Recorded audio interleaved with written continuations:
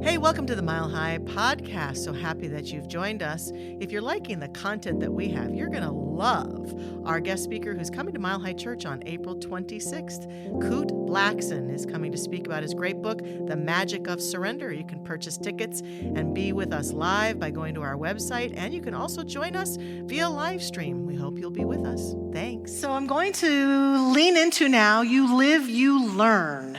You Live, You Learn. The beautiful music of Alanis Morissette. Here's a picture of Alanis that we have. I've loved her music because I love rock and roll and I love spiritual concepts in music, and she does what I think is spiritual rock and roll.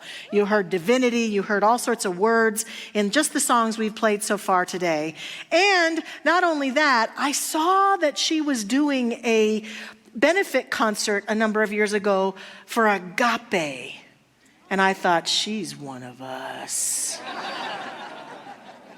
And so I delved more deeply into her music and discovered that I think that she is definitely a very spiritually centered person. I don't know if she still attends there or not, but I think that her music makes me really think more deeply and more profoundly about myself and about my journey. And so here are some concepts I want to start out with here. Nirvana. Enlightenment, heaven. These are concepts that a spiritual seeker might be familiar with because they tend to represent to us a place we're trying to get to spiritually. The notion in the Buddhist teachings that if we let go of attachments enough and if we practice the way of the Buddhist teachings that we will experience nirvana and be released from our karma and released from this world is a very powerful notion. The idea in many spiritual circles that if we just keep doing our spiritual work, we'll eventually be enlightened. And in many realms that if we live our life and we live it well, we'll end up in heaven. Jesus talked about the kingdom of heaven manifest on earth many times. These things lead us, I think, at a subtle level to often believe that as a spiritual seeker, if I just do the right thing, I'm eventually going to get there. I don't exactly know where there is, but I'm going to get there, right?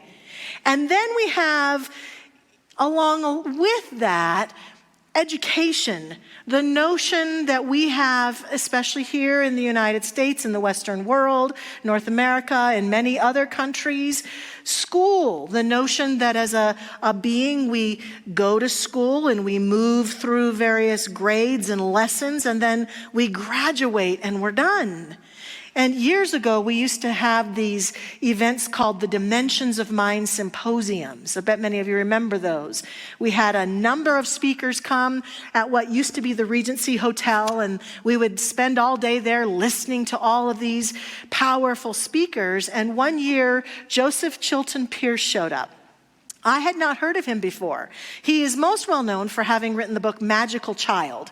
He wrote a lot of books about children and eventually about consciousness, about raising children consciously. And he talked to us that day about something that I had no clue about. He said, did you realize that the educational system that was formed and fashioned here in the United States was all built on the same notions of the Industrial Revolution? It was the notion that we could create an end product by taking some material, creating a machine that we put that material in, and if we engineer the machine correctly, that which goes through it will come out and you'll get the same widget every single time. The same measurement, it'll perform the same. Unless there's something wrong inside the mechanism that needs to be fixed, pop, we'll get the same result. And so that notion was put into place when we said, as a country, let's create this system. They start here, and they go through, and they get in, and then pop, out comes this perfectly educated little being. I don't think that's happened, do you? I think that might be flawed. Because he said at the time, Part of why it's flawed is diversity. A human being, a little being, is diverse in their very nature, their life experience, their genetic makeup, their neurology, their neuro experience, their everything about them. So we can take little kids and put them through the same educational system, and they're going to come out with completely different ideas and visions for themselves, things that they were more interested in than another.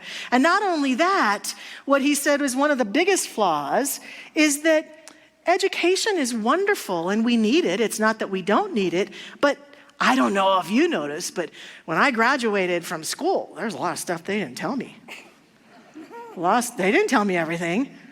I had to figure a lot of stuff out, even in my profession. That's the biggest complaint I hear from ministerial students. I bet Dr. Rad's heard it too. I think he's here. We'd graduate them, and then they'd say, they didn't teach me everything in ministerial school. And we don't. We can't. It's impossible. And so what we realize is that these things that we have revered, everything from our spiritual experience to our worldly experience, kind of sets up a notion for us that we're on a journey that eventually we're going to graduate from. And so humans have even come up with some spiritual theories, like the universe is a big school, and you go through these lessons, and when you get the lessons, you don't have to learn the lessons anymore, and that there are things like old souls and new souls, and that I might be in 4th grade, but Simone is in 8th grade as far as our souls are concerned, and she's much more evolved than I am, and that we are on our way, and that eventually we're going to graduate. And I think a lot of us feel, especially in life and our spiritual journey, one day I shall be complete. I shall be perfect. My life will be perfect. Everything will go perfectly. I will have arrived. If anyone's had that happen, please come tell me. I'd like to know. I don't think that's how it happens. And I think one of the greatest challenges is what Alanis sings in this song. You live, you learn. You live, you learn. Life is a constant experience of living and learning and living and learning and living and learning. And just in case no one's told you this, I'm going to say it out loud. It's not going to stop. It's going to go on forever. It's going to go on for as long as we're alive. Yes, we may accumulate some proficiencies. We may get to points where things become easier, where we learn the lessons quicker and faster.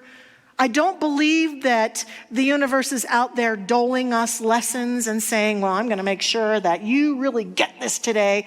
I don't believe that our teaching supports the notion of a God who is specifically taking us through curriculum necessarily. For we believe that our evolution is always at hand and that we are always shifting and growing. Ernest Holmes says the evolution of the individual, the unfoldment of personality, the enlightenment of the soul, the illumination of the spirit can come only to the degree that we let life operate through us. Our founder is talking about that notion of being in concert in the dance with the infinite and knowing that there will always be opportunities and invitations into growth and evolution, and that is being a full-on human being and being fully engaged in life and relationships and my experience in my body and all that comes with this beautiful thing called human existence. It will always include the invitations that are issued by our own soul, our own essence, for evolutionary changes and growth and deepening. And that we are at a choice point to either resist that and be angry with ourselves, because what I see happen sometimes is like a spiritual self-esteem issue. People think they know this, but then they're angry that I'm 80 years old. You think I would have figured this out by now, right? And I'm here to be the voice that says, you're never going to figure it out. Stop trying. Just stop trying. Just figure out to the degree you can right now what is being presented to you, the challenges that are in front of you, the things that are yours and yours alone, and embrace them fully and lean into them and let yourself be evolved through your own soul's journey. That's the invitation with this today. You live, you learn. You love, you learn. You cry, you learn. You lose, you learn. You bleed, you learn. That's the invitation of this song. So there's some things that I invite us to do to anchor this in more powerfully and profoundly. The first one is stay curious. One of the things that we tend to lose as we get older at times, or as we get more proficient in our living, is that we lose the ability to be teachable. And we sometimes fall into the belief that it's safer and better and more impressive for us to be right than to be teachable. And so we lose the capacity to say, oh, something's happening in front of me. I don't really like it. Let me be curious about it. Brené Brown, the great author and teacher, speaks about this very poignantly in her book, Rising Strong. She says, choosing to be curious is choosing to be vulnerable because it requires us to surrender to uncertainty. It wasn't always a choice. We were born curious, but over time, we learned that curiosity, like vulnerability, can lead to hurt. As a result, we turn to self-protecting, choosing certainty over curiosity, armor over vulnerability, and knowing over learning. We can know that we might be struggling with this subject a little bit if there are parts of us that worship at the ground of some of those words. I need certainty. The more certain things are, the more secure I feel. I need to know what's going to happen and what's happening. The more I know, the more secure I feel. And it allows us to push curiosity away. Some of the most freeing words I find myself having to utter at times as a human being include, I don't know. Oh, it can be very hard. I don't know why this is happening. I don't know what to do. I don't know what that means. I don't know how to fix it. Those words can be challenging, and yet curiosity allows me to say, I don't know, but I'm really fascinated by it. I'm really curious about it.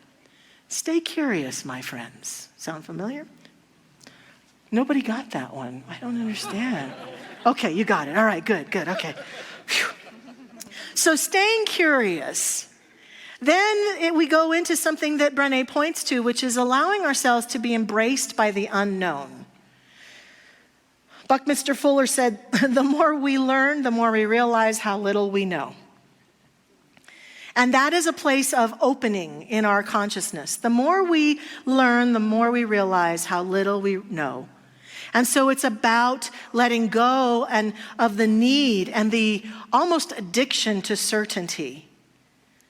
I would theorize and suggest today that no matter how certain you or I are, or how certainly we create our lives, let's say we're somebody who does the exact same thing every day, gets up and does the exact same thing every day, out of a desire for certainty and control, and here's what I know is so.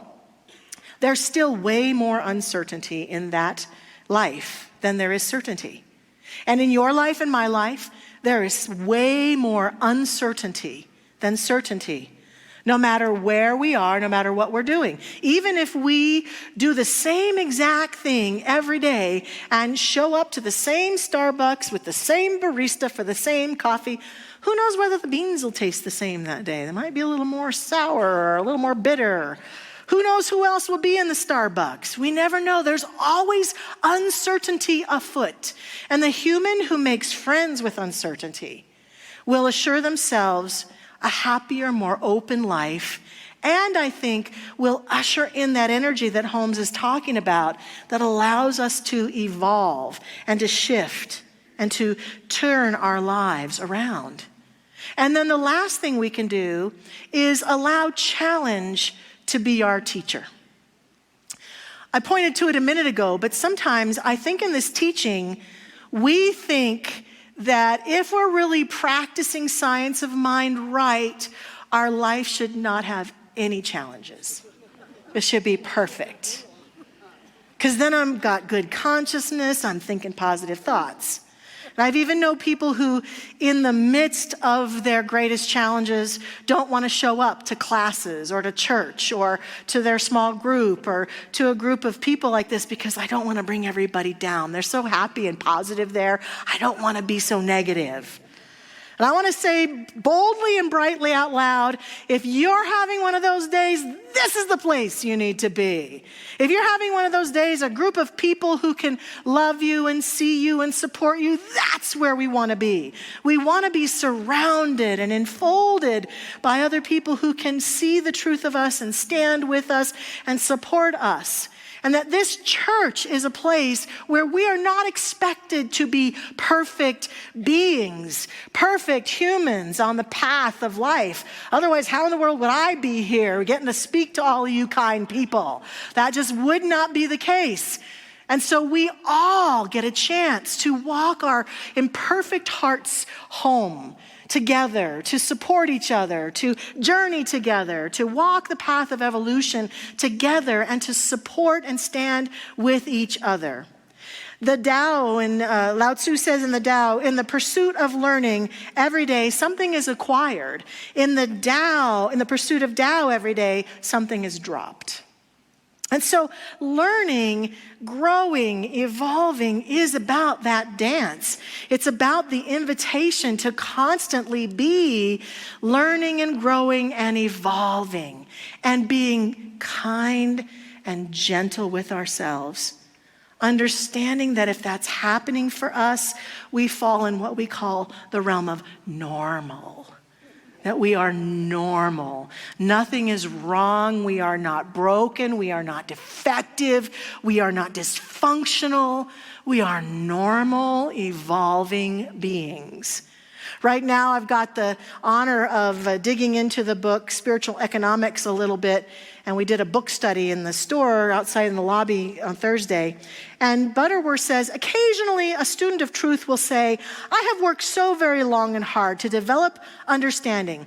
How long do I have to work at it until I arrive at the place where it just automatically works for me? The thought is so understandable, yet so naive. He says, ask the great athlete or the concert pianist or the successful actor if they have arrived at the place where they need no further practice. They will tell you that the higher you climb in proficiency and public acceptance, the greater the need for practice. You will note that even Jesus went regularly up into the mountains to pray, to practice the presence of God. He's talking about that notion that even if we are what we might call an expert in our field, we still need to learn and grow and have practice. Years ago in his book Outliers, Malcolm Gladwell talked about the concept, the principle of expertise, and theorized that if you've been doing something for 10,000 hours or more, you are then considered an expert at it. So some of us are expert worriers, for example. We're doing it for 10,000 hours. But it was interesting to note that his assertion was challenged a little bit. And if you dig into the research, actually 50 years ago, Herman Simon and William Chase suggested they were chess players. And they'd been playing, they were expert chess players. And they'd been playing for 10,000 to 50,000. And they asserted that to be an expert at something, you have to work that long and hard. But they also asserted you're still growing and learning. Researcher John Hayes looked at 76 classic composers and discovered that most of them, not all of them, did their finest work after 10 years of doing what they were there to do. So expertise is a challenge that even as we're hearing from Eric Butterworth, even the experts have lots of growth and work to do. By this definition, I added it up. I've been a minister now for almost 33 years, and that would mean that if I worked in ministry at least 6 hours a week, I made it. I'm an expert. I'm an expert. Yay! Woohoo! What does that get me? Nada. Every every day around here, there's still things that go on that I go, huh? What? Every week, there's new things to learn. There's new thresholds and new horizons that are afoot. No matter how much expertise you or I have at anything, we always must remain teachable, growable, open-minded, open-hearted, and to understand that a person who is growing is the person who is evolving. What if we have it wrong? We look out in the world and we think, well, the perfect people are the ones I need to be like. What if I need to be like the imperfect people? The people who don't always get it right. The people who make mistakes. But they're honest about it and vulnerable about it and are willing to share and are willing to grow through it.